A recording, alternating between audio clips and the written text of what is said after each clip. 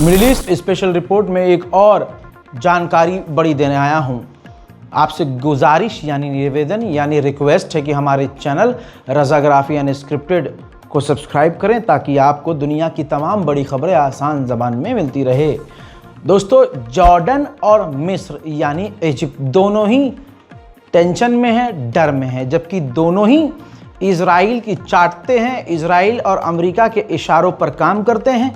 लेकिन इसके बावजूद आज डर भी वही रहे हैं। इजिप्ट जिसने अभी भी इन पिछले 2 सालों में इजराइल के साथ काम किया, इजराइल से बिजली ली, इजराइल को सामान दिया, इजराइल से ट्रेड करते रहे, इसके बावजूद इजिप्ट ने 40,000 फौज अपने सनाई के इलाके में तैनात कर दी है। रीज़न, वजह यह है कि इजराइल गाज़ा के लोगों को निकालने की तैयारी कर चुका है और लगभग कभी भी बड़ी खबर आ सकती है। ऐसे में मिस्र को टेंशन ये है कि ऐसा ना हो कि हमारे बॉर्डर को खोलकर इजराइल गाज़ा के लोगों को हमारे इलाके में भेज दे और इजराइल से टकराव की स्थिति पैदा हो जाए। हालांकि इतनी चाटुकारिता इजराइल के करने के बावजूद इजराइल का खौफ उल्टा मिस्र को ही है। अब जॉर्डन पे आ जाइए। जॉर्डन में भी ऐसा ही कानून 40 साल पहले तक था कि जॉर्डन के हर व्यक्ति को सेना के लिए काम कुछ सालों के लिए करना होगा, सेना में भर्ती होना होगा, जैसे इजराइल का रूल है। 40 साल पहले ये कानून ख़त्म कर दिया था। क्यों कर दिया था वो भी बता देता हूँ। जब 40 साल पहले जॉर्डन ने इजराइल के साथ डील कर ली, हाथ मिला लिया, दोस्ती कर ली, तो अब जॉर्डन को डर ख़त्म हो गया कि अब जब हमने दुश्मन को अपना बाप बना लिया तो अब हमला करेगा ही कौन। ऐसे में इस कानून को ख़त्म कर दिया गया। 40 साल बाद जॉर्डन इजराइल का पिछवाड़ा चाटता रहा। इसके बावजूद आज इस डर में है कि इजराइल हमला ना कर दे, इजराइल घुसपैठ ना करे। इजराइल के अब जो प्रधानमंत्री नेतन्याहू, जिनका हफ्ते 2 हफ्ते पहले एक बयान जो अभी तक आग लगा रहा है इलाके में, जिसमें नेतन्याहू ने कहा था कि मैं ग्रेटर इजराइल के लिए काम कर रहा हूं, मेरा मकसद वही है। और ग्रेटर इजराइल में इजिप्ट का इलाका, जॉर्डन का इलाका और भी कई अरब देशों के इलाके आते हैं, हत्ता कि तुर्की का इलाका भी।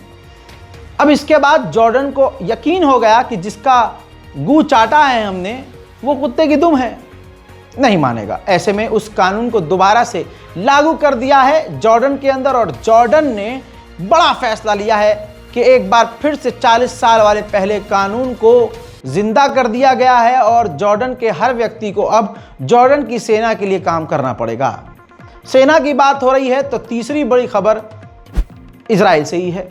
इजराइल को फौज की कमी है, सेना की कमी है, ये बात अब ढकी छुपी नहीं है। हत्ता कि ये भी क्लियर मैंने आपको सबूत दे दिए हैं। पिछले ही हफ्ते में कई बार ये बताया है मैंने आपको कि जो 70-75 साल के बुढ़े भी हैं इजरायली, इजराइल ने उनको भी सेना में शामिल करना शुरू कर दिया है। यहां तक कि कम उम्र के 18-17 साल के बच्चों को भी इजराइल कोशिश कर रहा है कि सेना में शामिल हो जाएं।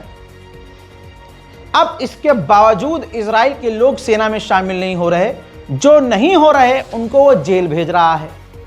इसके बावजूद इतनी किल्लत सेना की हो रही है इजराइल को कि इजराइल ने अब फैसला कर लिया है कि जो विदेश में यहूदी रहते हैं, जो भी यहूदी मज़हब के विदेशी लोग कहीं और जाकर या कहीं और ही रहे हैं, वहीं पैदा हुए वहीं रह रहे हैं, उन विदेशी यहूदियों को भी इजराइल बुलाया जाए और सेना में शामिल किया जाए। देखिए, फ़िलिस्तीन अथॉरिटी और हमास बार बार मना कर रहे थे कि हमारे इलाके में गज़ा में जो इंटरनेशनल फ़ौज तैनात होगी हम उसकी मौजूदगी नहीं चाहते, क्योंकि विदेशी सेना का किसी देश में क्या मतलब, हमारे ही देश की सिक्योरिटी काफ़ी है।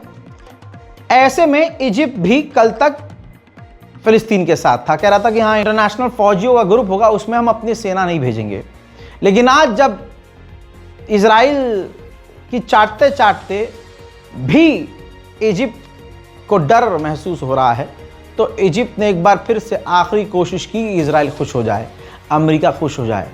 इस संदर्भ में उसने ऐलान किया कि जो अंतर्राष्ट्रीय फौज तैनात होगी गाज़ा फ़िलिस्तीन के अंदर, उसके अंदर हम अपनी फौज भेजने को तैयार हैं। उधर इजराइल साउथ सूडान से लगातार बात कर रहा है, बात फाइनल स्टेज पर पहुंच चुकी है कि गाजा के और फिलिस्तीन के लोगों को निकालकर साउथ सूडान में भेजा जाएगा। ऐसे में पहले से ही साउथ सूडान को लालच देना शुरू कर दिया गया है। इंटरनेशनल ह्यूमन एड फाउंडेशन जो हैं वो साउथ सूडान के अंदर भेजी जा रही हैं। साउथ सूडान को ह्यूमैनिटेरियन एड देने का ऐलान इजराइल और अमेरिका कर रहे हैं और जो माली मदद है वो भी देंगे। साउथ सूडान को अमेरिका इजराइल सपोर्ट भी करेंगे, सिर्फ इसलिए कि वो गाजा को खाली करके वहां के लोगों को साउथ सूडान भेज दें। उधर इजराइल ने जो वेस्ट बैंक में कब्जे का ऐलान किया है, नया सेटलमेंट, उससे लगभग 7,000 फिलिस्तीनी बेघर होने की कगार पर हैं। मेरे दोस्तों, इजिप्शियन रेड क्रिसेंट की ये महिला चीफ हैं। ये CNN के पत्रकारों को दिखा रही हैं वो ट्रक जिन ट्रकों के अंदर हॉस्पिटल के ICU के बेड्स हैं, जो कि गाजा के लिए बेहद ज़रूरी हैं।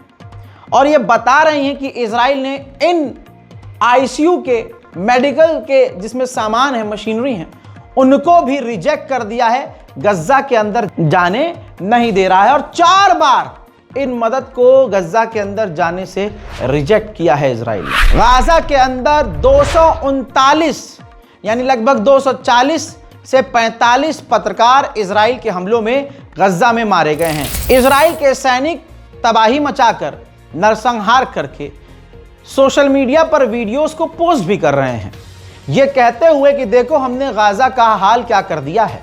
कितना खूबसूरत गज्जा नजर आ रहा है, देख लीजिए।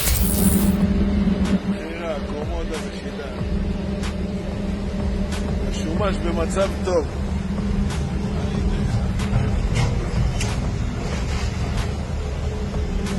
איזה יופי, איזה יופי.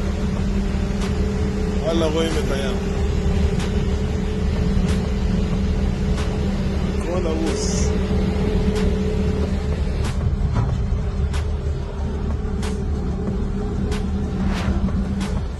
आज जितने मुस्लिम देश हैं सब के सब डरपोक हैं और सब अमेरिका और इजराइल से खौफ खाते हैं।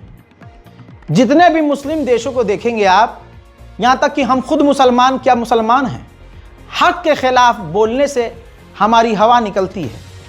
हमें दुनिया से ज़्यादा प्यार है, आखिरत भुला बैठे हैं।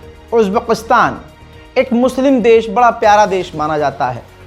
आपको पता है उज़्बेकिस्तान के एक इमाम ने इजराइल के खिलाफ बयान दे दिया। इजराइल तो दूर की बात, उज़्बेकिस्तान की गवर्नमेंट दहल गई और उन्होंने तुरंत उन इमाम को गिरफ्तार करवाया और जेल में डलवा दिया। यह है मुस्लिम देश। गाजा के कई लोगों को, फिलिस्तीनियों को अलग अलग देश 2-4 की तादाद में लेके गए अपने यहाँ इलाज करने के लिए और अपनी इमेज ठीक करने के लिए। देखो हमने तो मदद करी थी। इटली के अंदर एक फिलिस्तीनी औरत मारी गई।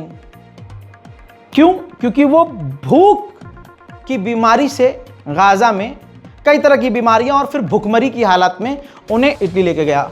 वहां इलाज के दौरान मर गई, वो नहीं बच पाई। तो इजराइल ने झूठ बोला कि ये महिला भूख से नहीं मरी है, ये तो कैंसर की बीमारी से मरी है।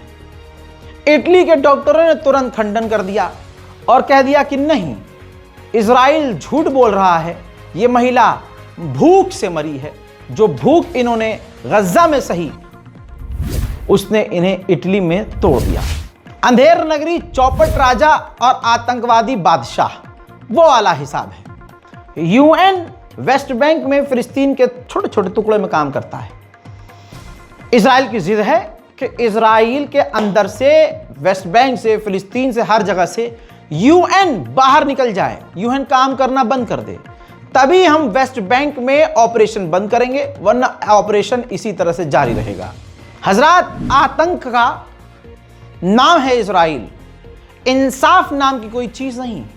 पूरे फिलिस्तीन को मिटाने की कोशिश कुछ यूं है कि अब फिलिस्तीन के कल्चर मिनिस्टर को भी इजराइल ने गिरफ्तार कर लिया है और जेल में डाल दिया है। हजरात, इजराइल किसी को बख्शता थोड़ी है।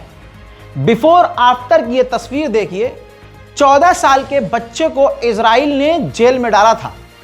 3 से 4 महीने के बाद जेल से जब वो बच्चा आज़ाद हुआ है तो हालत उसकी क्या है, और कोई गारंटी भी नहीं है कि इजराइल इसे छोड़ देगा या मारेगा नहीं या दोबारा गिरफ्तार करेगा नहीं। अब इजराइल की जेल के अंदर के हालात सुन लीजिए।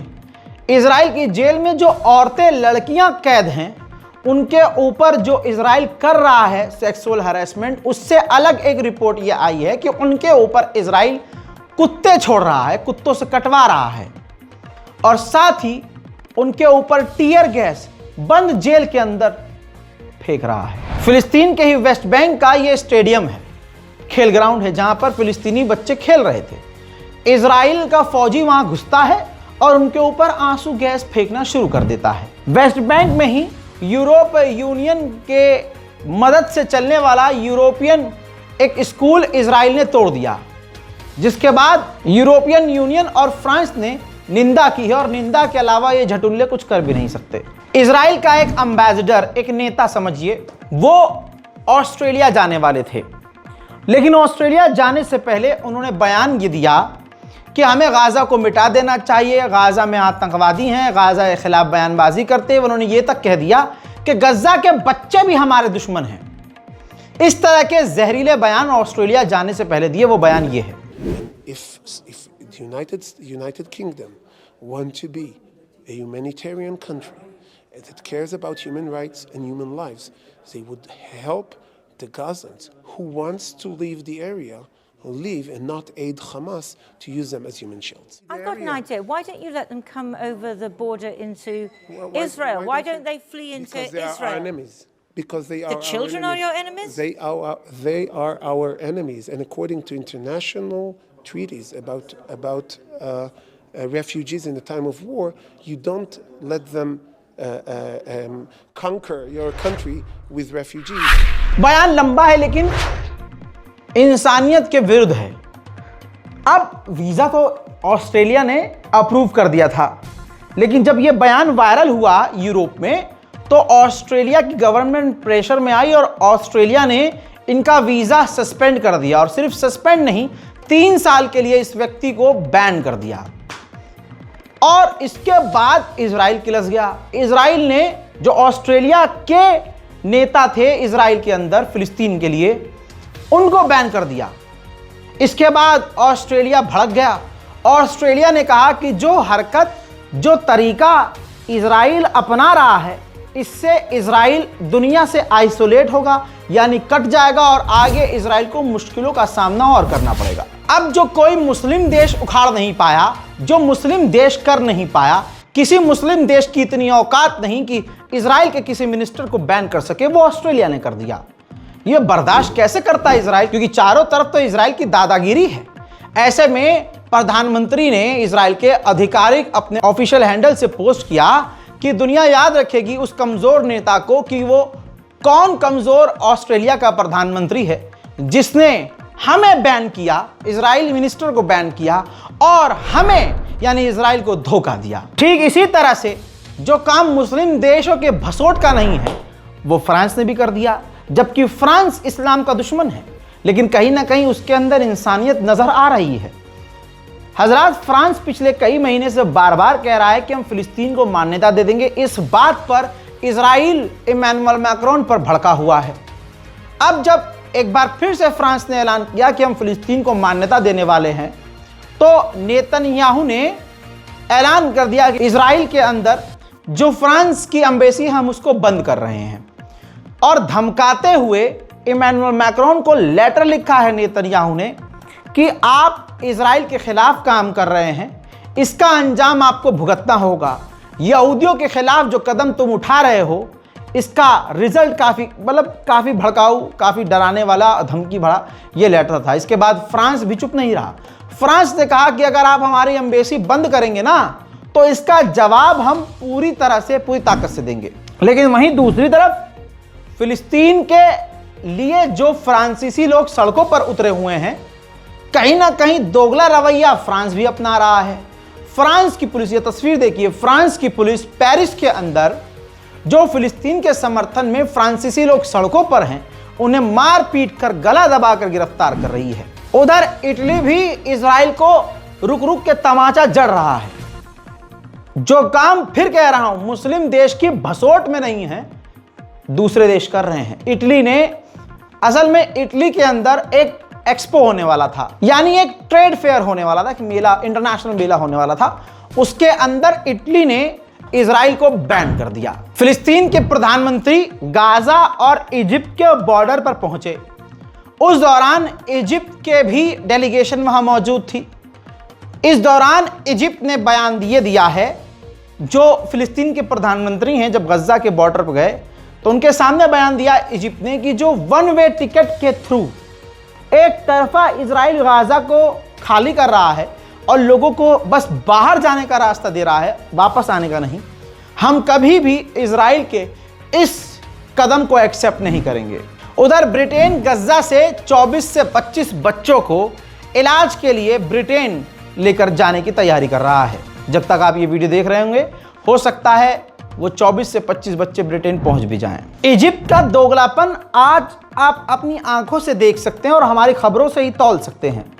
एक तरफ इजिप्ट इजराइल का मुंह से विरोध कर रहा है, और जो 2 साल से इजिप्ट और इजराइल की गैस पाइपलाइन रुकी हुई है, इजिप्ट और इजराइल दोनों ही मिलकर बहुत जल्द आजकल में इसको अप्रूव करने वाले हैं।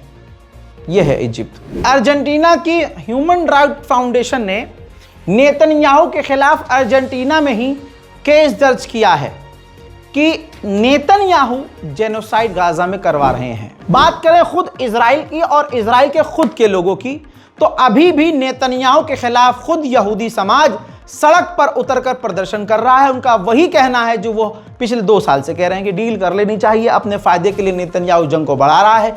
नेतन्याहू को इजराइल के लोगों को कोई फिक्र नहीं है। इजराइल के जो लोग हमास की कैद में हैं, उनकी फिक्र नेतन्याहू को नहीं है, और वो डील जानबूझकर नहीं कर रहे हैं। यहूदियों का प्रदर्शन नेतन्याहू के खिलाफ इजराइल में।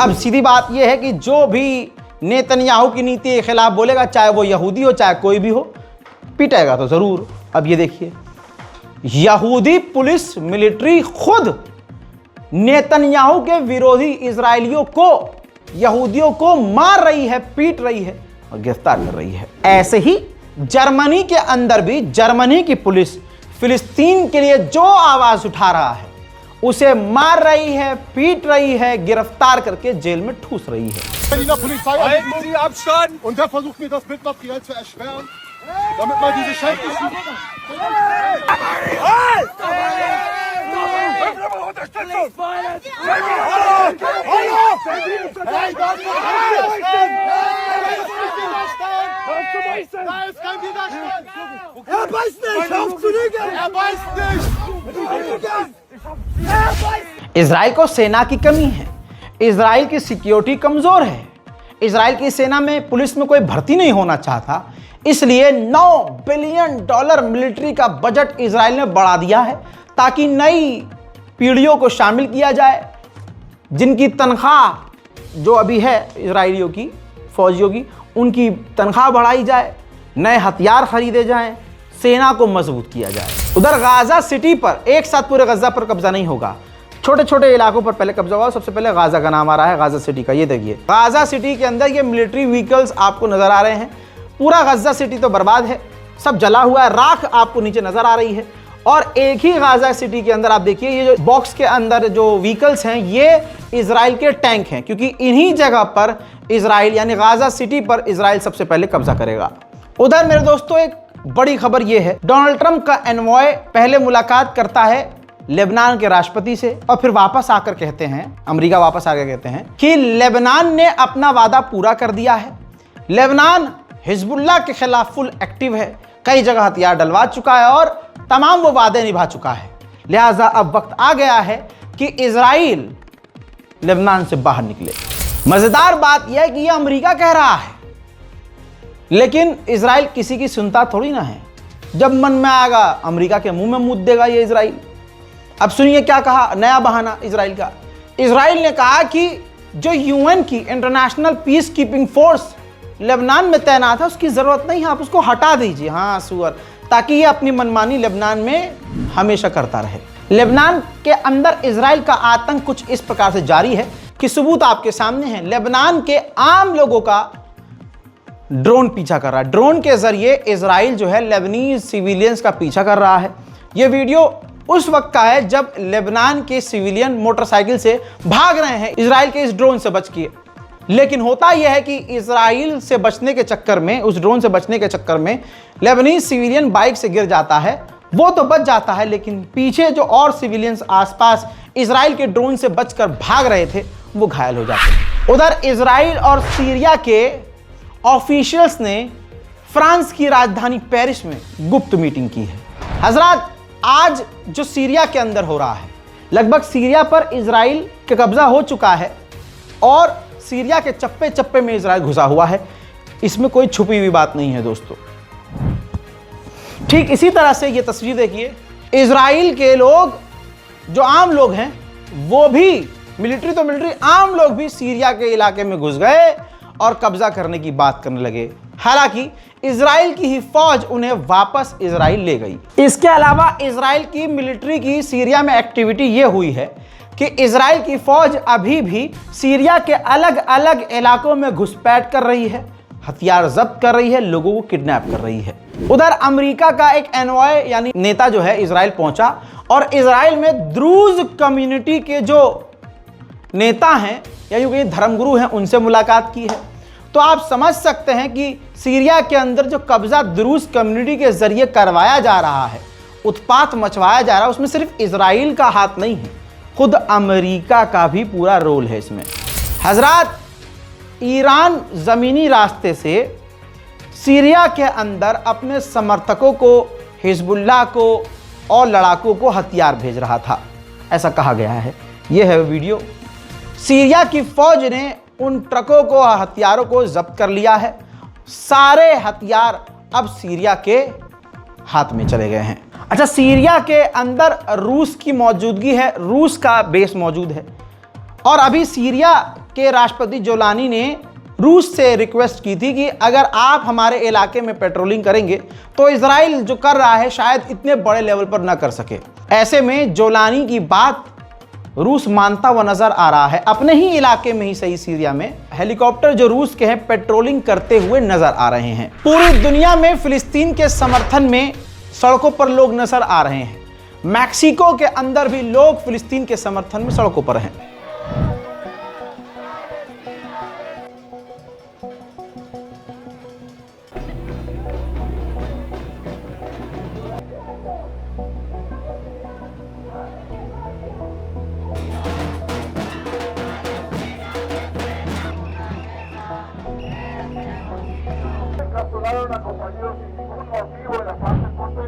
ठीक इसी तरह से आयरलैंड में भी फिलिस्तीन के लिए आवाज बुलंद है।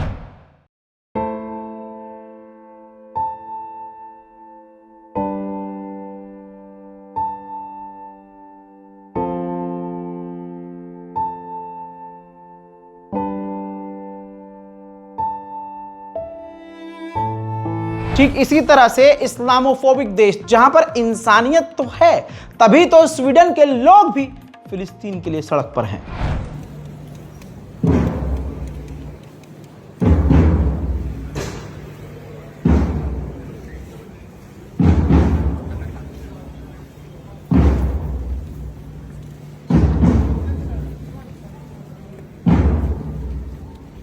बेल्जियम, जी हां, बेल्जियम में भी फिलिस्तीन की आवाज बुलंद है।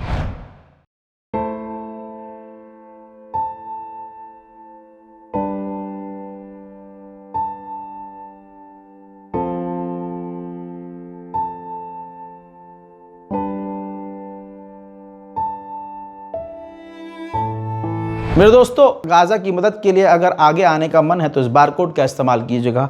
इस खबर, हमारी इन खबरों को शेयर ज़रूर कीजिएगा, क्योंकि यहाँ जो हैं तथाकथित पत्रकार और अच्छे खासे यूट्यूबर, वो फ़िलिस्तीन, गाज़ा और मिडिल ईस्ट की जानकारी इतना आपको नहीं दे पाते जितना हम कोशिश कर रहे हैं कि आपको इतनी जानकारी दें कि आप एक भी खबर मिस ना करें। लिहाजा सपोर्ट करिए, चैनल को सब्सक्राइब कीजिए, हमारे इस रज़ाग्राफ़ी अनस्क्रिप्टेड को सब्सक्राइब कीजिए। और अगर आपको और भी डिटेल में कुछ इंटरेस्टिंग चीज़ें और बातें दुनिया की जाननी है, अपने आप को एजुकेट करना है, तो रज़ाग्राफ़ी सोशल हमारा ये दूसरा चैनल, जिस पर पिछले 3-4 दिनों में मैं आपको 2 अपडेट दे चुका हूं, जिसमें अमेरिका की सबसे बड़ी ताकत, उसका कौन सा हथियार है, उसकी खासियत, खामियां और उसकी तमाम ताज़ा जानकारियां, उसका इतिहास, सब मैंने बताया है। ऐसे ही इंटरेस्टिंग खबरों के लिए और जानकारियों के लिए रज़ाग्राफ़ी सोशल से जुड़ जाइए और सब्सक्राइब कीजिए। ठीक इसी तरह से हमारा एक दूसरा चैनल, जिस पर मैं सोशल इश्यूज़ पर बात कर रहा हूं और वहां भी अपडेट दे चुका हूं, रज़ाग्राफ़ी एक्सप्रेस। इसके अंदर वो मसाइल मैं आप लोगों से डिस्कस कर रहा हूं जो हमने छोड़ दिए हैं। आजकल की युवा पीढ़ी, चाहे वो कोई भी हो, किसी भी मज़हब की हो, वो किस रास्ते पर है और हम जाने अनजाने में अपनी ज़िंदगी में अपने माँ बाप के साथ क्या कर दे रहे हैं, इन तमाम मसलों पर बोल रहा हूँ। जाइए, सब्सक्राइब कीजिए, साथ दीजिए और हमारी इस रिपोर्ट को शेयर कीजिए। जय हिंद।